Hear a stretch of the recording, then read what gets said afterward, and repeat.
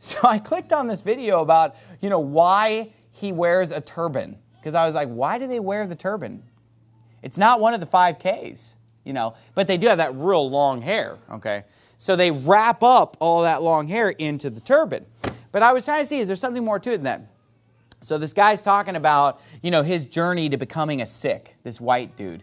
And he's in New York, and he would ride the subway every day, and he'd already started growing his hair real long and growing his beard real long and didn't really know why. I know why, because you're a hippie. It's not that, he's like, then he realized it was because he was a Sikh in a past life. I think you just were probably a hippie and growing your hair real long.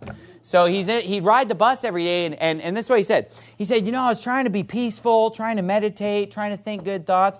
And he said, I was sitting on the subway, and just these real perverted thoughts would come into my mind.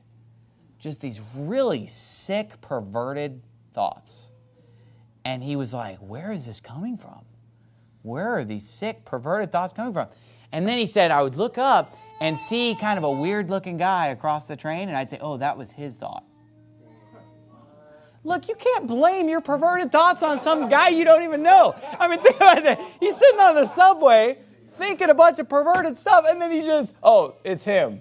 I mean, what did that poor guy do for you to throw him under the bus? But he said, oh, it's him. But then he figured out that once he started wearing a turban, it kind of blocked all that. I find myself sitting there trying to, be cool, in myself. And I'd read a book or something, and I'd still get these weird thoughts that would come in my head. Something really perverted and weird. I'd think, why am I thinking that?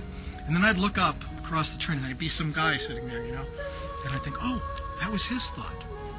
I really understood through my own experience how our hairs are antennas. And the antennas pick up the electromagnetic vibrations around us, and they go right into our head. So when you tie your hair up in a knot on top of your head, have you ever looked in the back of an old AM radio? You know how the antenna wires are coiled in a coil? The reason they do that, it's a very, very long wire, but it's all coiled up. The reason they do that is something called induction.